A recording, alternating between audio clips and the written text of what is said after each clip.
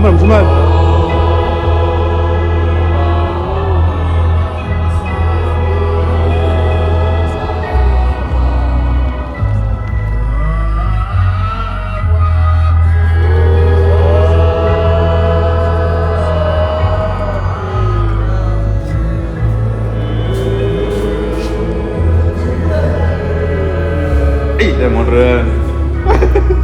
uthi njengoba ulapha nje usuke kwaNongoma ngenyawo wazofika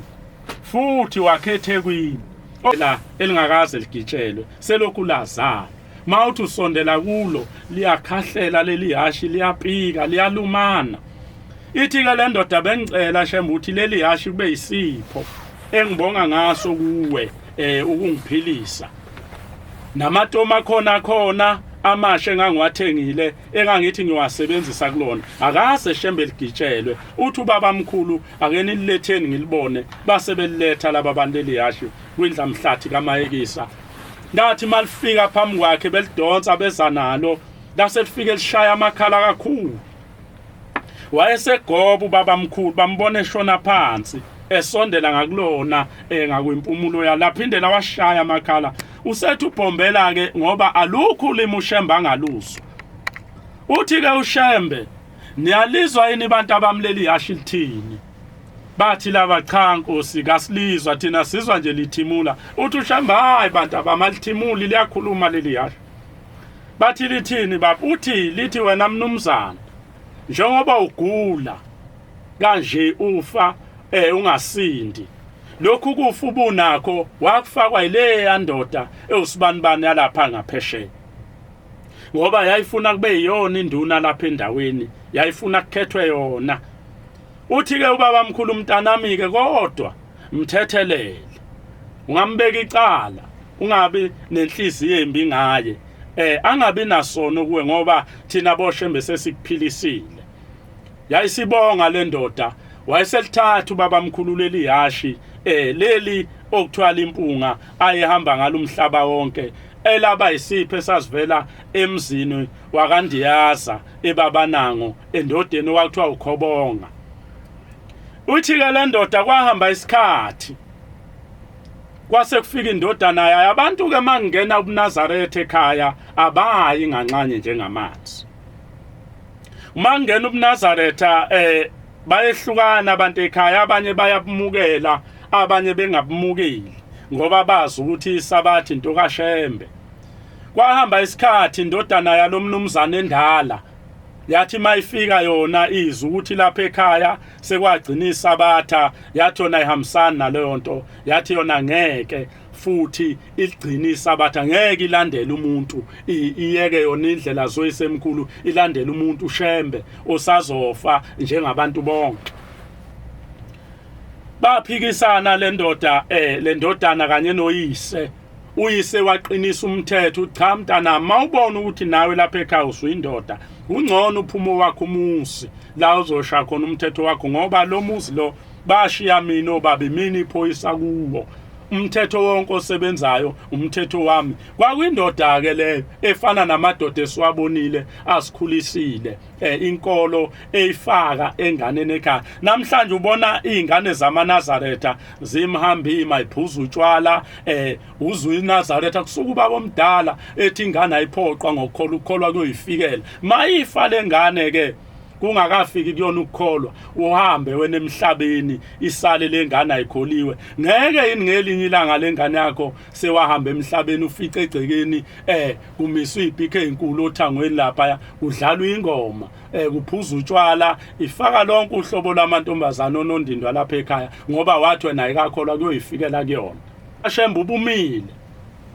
uthi fundisa indodana yakho uhlonipha wena yise kanye nomzali wayo kuze isono songahloniphi kwabazali bakho singabizwa phezulu kwakho ngoba siyofa silahlwe thina amaNazaretha ngokusaba izingane zethu singayitsheli umthetho singayitsheli iqiniso njoba sisemhlanganweni kaJulayi nje sila okulandwa khona imithetho kaNkuluNkulu uyafana noJanuary uJulayi ngoba sisuke siyomukela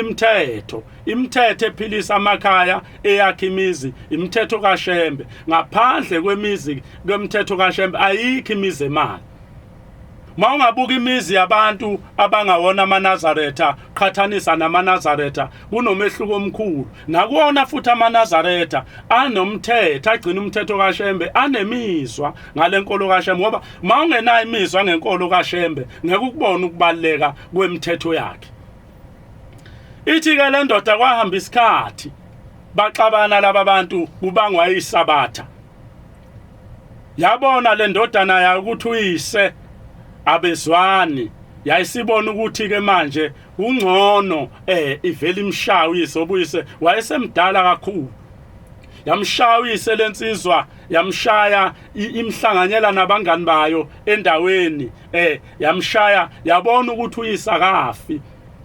Ithi lensizwe yayixoxa le ndaba siyothandaza kubo ithi kuthiwa umkhulu wabo lo wavala umnyango ngaphandle wafaka ivelevele wakhiyela uyise bothungela indlu ngomlilo ithi bashisa uyise phakathi kubanga uyisabatha. Ithi ke yashindlu yaze yawohloka ingodo kuwohlokela kise ngaphakathi washuyise ngomusa ke kaNkuluNkulu wasekuphakameni kodwa uyise kwathi noma ishindlu nayesha phakathi kwasha nesivalo sasheshe sawaqala isivalo wakwazi lo mkhulu ukuthi akhase ngamadolo ayaphumele phandle ababona abantu abambulalayo wathola ukuthi nendodana yakhe iphakathi kwabo laba bantu ngoba kwakunalento oqale ukuthi uma ushisa uma ugcinisa abantu uyathakatha. Uthi ke kwahamba isikhathi eshala umkhulu uthi wathi la ephuma khona wayesethi awu mntanami uyangibulala. Wayesethi kulungile kodwa wena ngeke mntanami wangcwatshwa ngeke kube nethuna uyophelela eswini seyimalasi. Uthi wayeseshona ukhokho wayo lensizwa wafihlwa lo baba kanjalo kwahamba isikhathi lensizwa yambulala uyise kwathuleka nje empilweni kodwa ngelinye ilanga nakuyona kwafika ukufa. Yagula lensizwa yangena ezibhedlela yaphuma yasiwe inyangeni zehluleka yenza yonke into bezama ukuyelaphisa yaze yasinda bagcina sebexoxa nasezibhedlela ukuthi cha ayogulela ngasekhaya ilinde usuku lokufa yahlala ekhaya lensizwa igulela khona ilele emseleni bayayipha ukudla akusadleki nokudla kusangeni kuyona. Ithi ke lensizwa exoxa le ndaba kwakuthi lo mkhulu mayelele lapha emseleni make baphuma abantu abade behle naye uyozwakala esememeza ethi ngilekeleleni nasi izinja zingiqeda na. Mabethi bayangena bafuna ukubona lezi zinja ezimdlayo bayafika khonja bethi hayibo azikho izinja lapha athi hayi kade ngiluma inja lapha uhlangana naye eminyango ngoba ungena nje yona iyaphuma. Ngampela maye bakhombisa nanka amanxeba iphume nesicubi inja. Uthi ke lo mfowethu kwaze kwasala amathambo njengokusho kwezwi likayise ukuthi lensizwa ngeke ingcwatshwe ngeke ibe nathuna iyophelela eswini sezinja wadliwa izinja lo mfo kaKhobonga owayezalwa yileli ikhehla ngoba washaya uyise wazamshisa ngomlilo emshayela nje ukuthi ufake isabatha ekhaya. Sengathi uNkulunkulu engasikhumbula amaNazaretha nalabo abangamthanda uShembe. Sengathi uNkulunkulu ngelinye ilanga engabakhumbula ngoba emhlabeni nasezulwini ukuthi wena uShembe umuzwa kanjani enhlizweni yakho uyamthanda noma umthandi kodwa emhlabeni nasezulwini uShembe ungokuqala endlini empisholo futhi ungokugcina njoba ngithi simenyelwe kuJulayi lo muze simefisa ukukhumbuza abantu ukuthi la esisuke siyakhona suke semzini kaNkulunkulu asiyili ukuyovakasha. Ngiyengizwa abantu uma bekhuluma indaba kaShembe bethi intombi mawuyeshela awuyitsheli umthetho wakini ngakagana ukuthi kini kunjani. Cha amaNazaretha la siyakhona kusemzini kaNkulunkulu asesheli futhi ngendaba kaShembe kuyimpoqo ukuthi sinedlulisela ukuthi mani yakuShembe kuShembe kuyi umuntu onjani ngoba ngelinye ilanga kwaya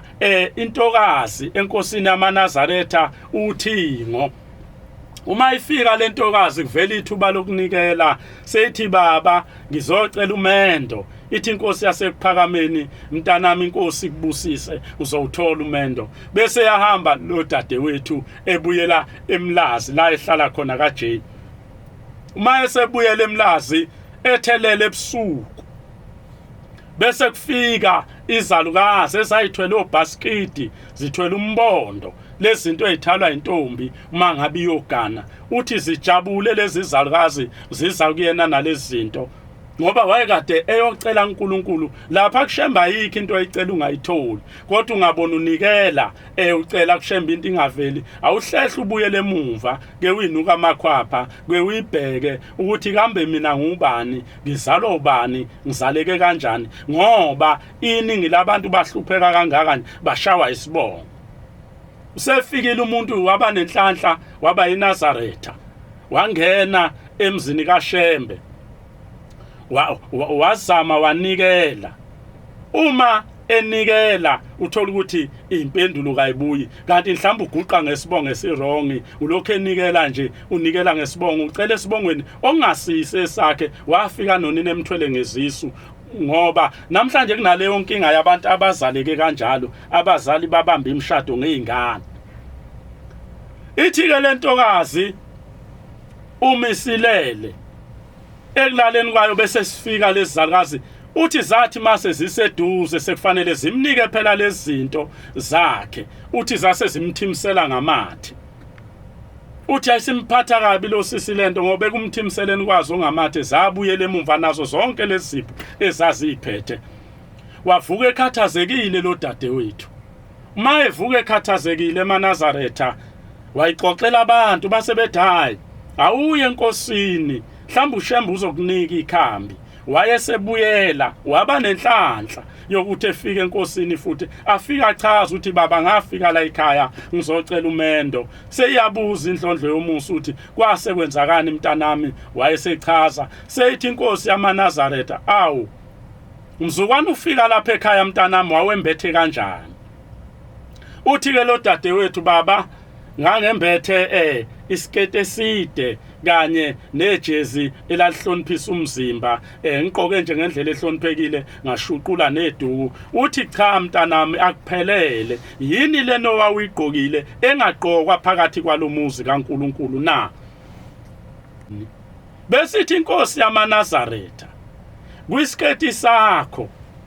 yini leno wawuyifakile ngaphansi kwaso eyadala ukuthi mase kufika laba abantu bakini bekulethela ingilosi yomendo inhlanhla yomendo bese becunuka bekuthimisela ngamathe bebuyela nemendo emumva ngoba sasithume bona ukuthi bezokunika athi lo sisi baba ngangigqoka ithayithi ithi inkosi yamaNazaretha nakho ke mntana wona wena ngokungena phakathi kwalomuzi ufaka ibhulukwe labakhipha abantu bakini esizulwini lokhu ngukhulunyiswa ukuthi maNazaretha uma silapha yana ebuhleni ngiyengibona abantu abanye becela ukuthi besiwe enkosini becela abashumayeli becela obaba athi ngiyafisa ningidlulisele enkosini uthi uyambuka lo muntu ufaka inzipho lo muntu upendile umlomo lo muntu umeyikhaphile lo muntu uqhuma inwele lo muntu yonke into ufaka amazinyo egolide lana athi uShembe kuleli bandla alifuneki athumela umjadi sizoye eKhenani unyaka oqala wathi umjadi hambe ethempelini uyomemezela ukuthi iNazaretha elifaka izinyo legolide elifaka isiliva openda umlomo oxhuma inzipho zinwele bengaye eKhenana kodwa ngoba thina amaNazaretha sinenkani saya ngenkani ingakho namhlanje na amaNazaretha amaningi wathola efaka amazinyo egolide kodwa kuleli bandla alifuneki izinyo legolide asazi ukuthi bakhonza muphi uShembe ngoba umnikazi webandla wakhuluma uShembe ukhuluma kanye into akayiphindi mawe ebuhlende namhlanje esabatheni uyofica abantu abaningi amaNazaretha ahleka ngamazinyo egolide ngiyambona ongakabhajadiswa khona sabebhajadisile ekufike kube ebhlungu nokufika ekukhathaze engifuna ukusho umhlaba wonke abantu bonke bayazi ukuthi njengoba uShembe akhe ikhala emphefumulo ikhala emphefumulo bayalazi ukuthi awungeni ufake lezi zinto engizibalayo ayifuneki mabe ekhala emphefumulo umuntu uzama imali zokuthi ayokhipha izinyo legolide kodwa ebuhleni abantu banesibindi sokuya nawo phambi kukaShembe kodwa lapha ekhala emphefumulo kuphethe khona umshumayeli ubaba uMajiya bayazi ukuthi umthetho awunikwa uShembe lemthetho efundwa ubaba uMajiya ekhala emphefumulo akuyona imithetho ayithathela yona ayicabangelele noma ayiphuphayo uyilanda enkosini kuthiwa akayitshela abantu ngoba indlela iqala khona besiye ebuhleni umbuzo wami uthi uya kanjani ebuhleni ufaka izinyo legolide kodwa ekhala emphefumulo makuthiwa yana khona kuyasetshenzwa noma uyonikelela abantu bakini uthi angikwazi ukuya ngoba ngikalikhipha izinyo kodwa ebuhleni uyamalanga onke udelela bani iwanike lo Shembe osuku umdelela yafisa amaNazaretha aseyathi uNkulunkulu engasikhumbula ngiyazi ukuthi le nkulumo engiyikhulumayo kwabanye ayehli kahle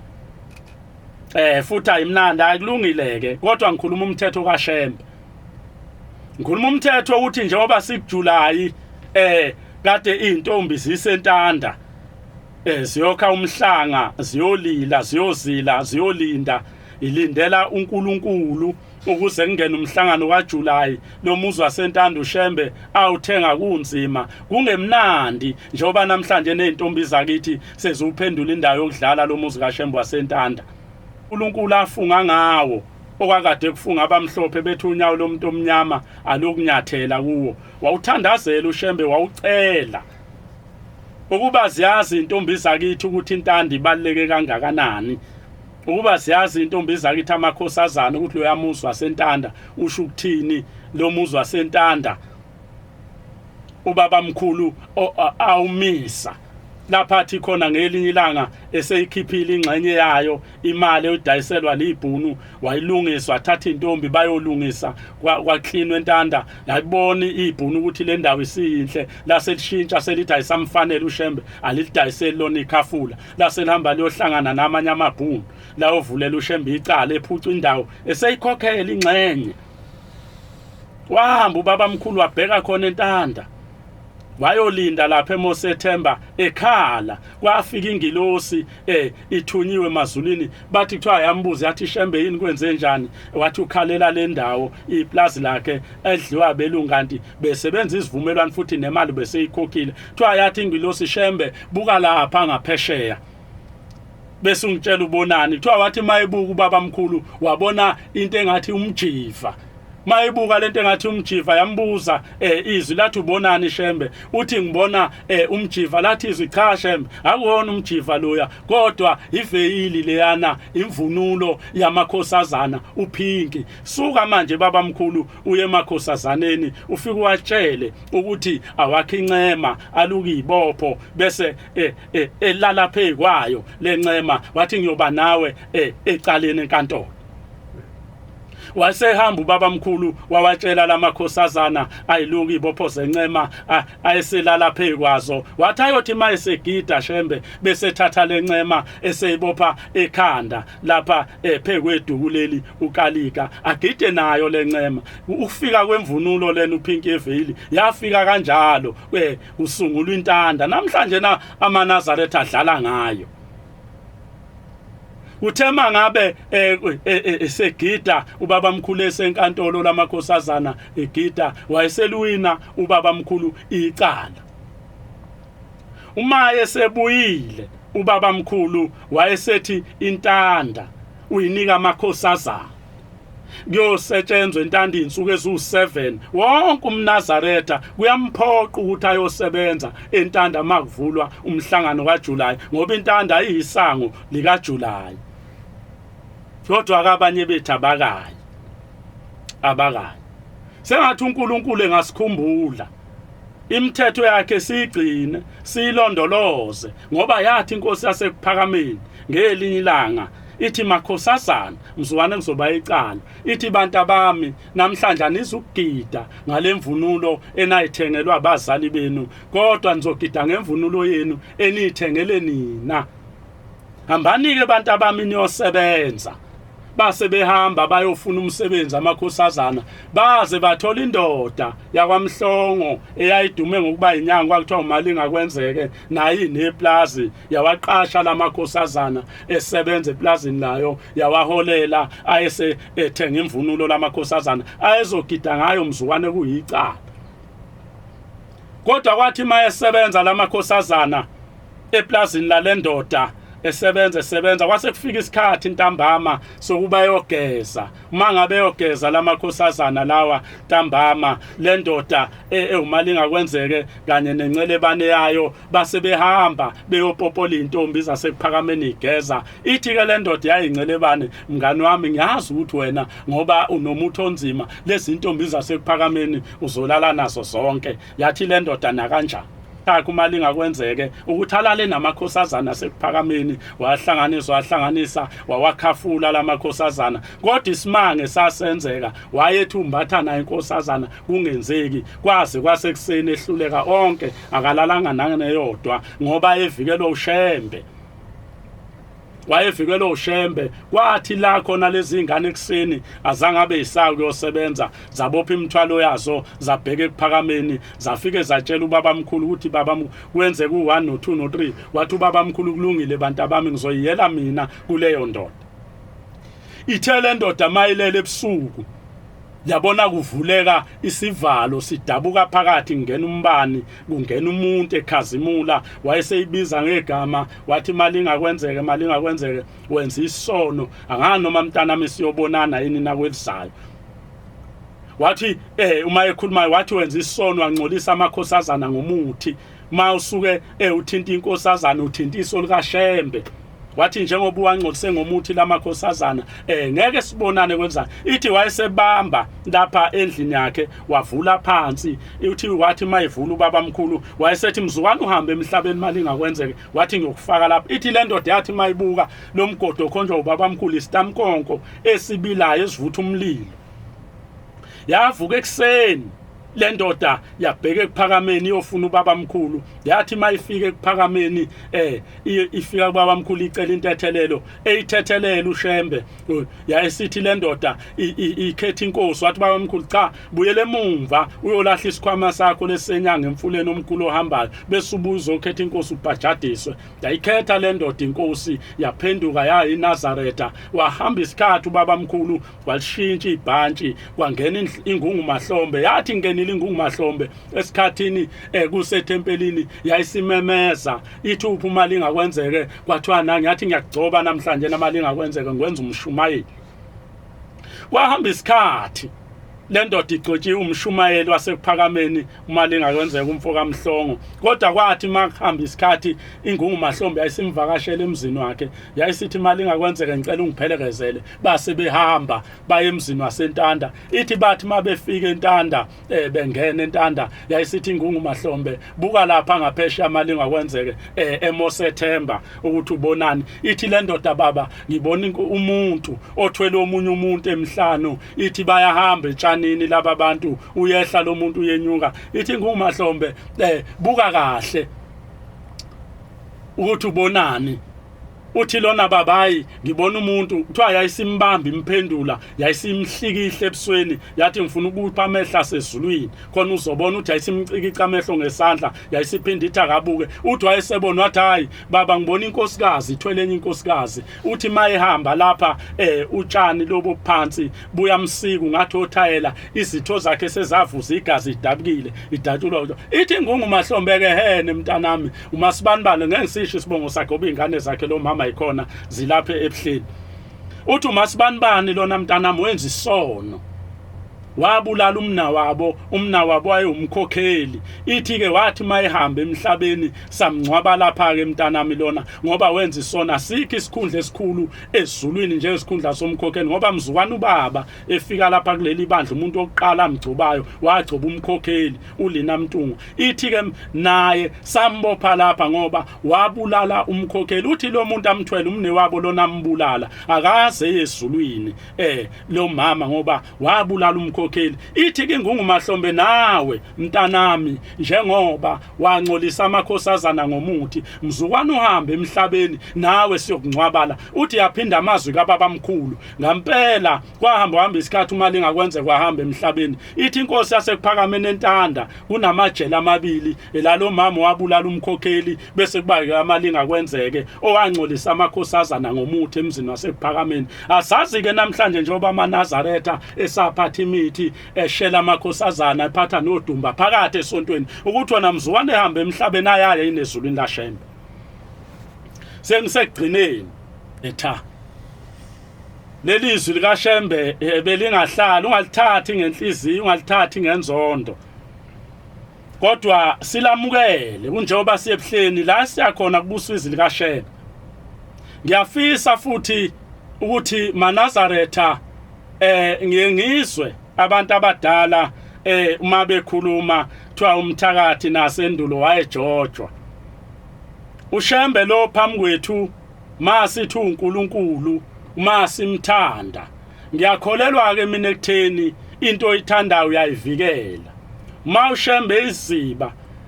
esizakala kuso sithola kuso ukuphila uma kusuke kungcoliswa izibo ophila kuso uyuthule yini mawubona abantu bedunga umthombo eniphuza kuwona likhulile ibandla lamaNazaretha likhulu kakhulu umoya wami ke mina ke ngumuntu oyinaka izinto sengathi uNkulunkulu engasisiza kulento esayificayo kulobu buNazaretha asipha ukuhamba ngokuqonda ngiyafisa ukuthi ngengidlule kule ndaba ekhulunywayo ebuhleni ebikhulunywa nasemsakazweni ekhulunywayo ukuthi maNazaretha izwi likaShembe sengathi singaligcina lamafoni esishutha ngayo izinto esontweni sikhiphele ngaphandle ekubeni sonke sisuke emakhaya sathi size kuShembe masuke sesishutha izinto ezenzeke esontweni sesifaka ku Facebook sifaka ku TikTok sisuke sesishuthela sisendela banoba phela eze kuyena asinawo nezinamba zakhe asi WhatsApp nana sishuthela abantu ukuthi abone ngoba phela eze kuyena ayikho into angayiboni njoba sisebuhleni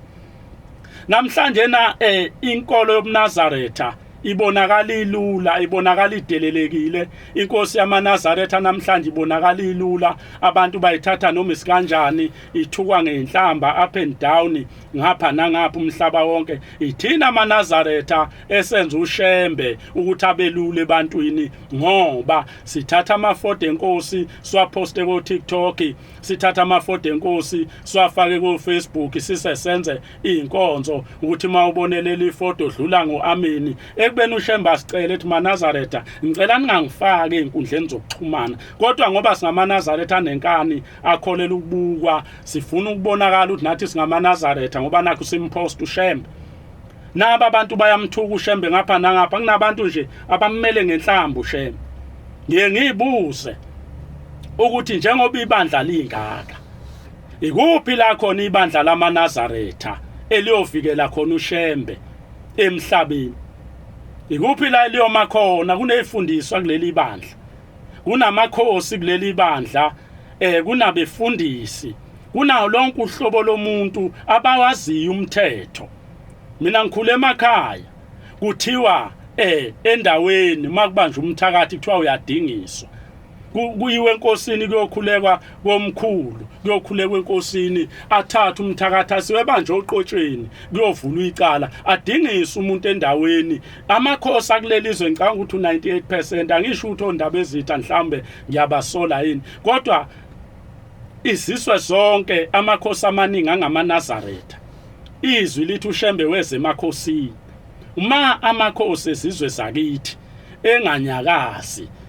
uthuka uShembe ngapha nangapha emlandela kuyonyakaza abantu ngoba sithembele kuwo nathi amakhosi kunento eyenziwe umdlokombane einsukwini noma ezinyangeni ezidlule uma enyangeni edlula uShembe umdlokombane ethuka ngapha nangapha ilo mfana wakaMakhanya wathatha uZondo uNondaba wambeka waba isikhulumelo wathi akamkhuzele abantu abamthukayo einkundleni zokuxhumana kwagcina nci ukuthi uZisilo sichashwa ngenhlamba besibiza ngegama besho noma yini abayithandayo namhlanje kunomfana wakahlatshwayo kunomfana wakaMakhanya abathuka uShembe asho yonke inhlamba ayithandayo onyazweni lezulu kodwa sikhona singamadoda esontweni ikuphi la siyomvikela khona uShembe ukuze kubuyele isithunzi saleli bandla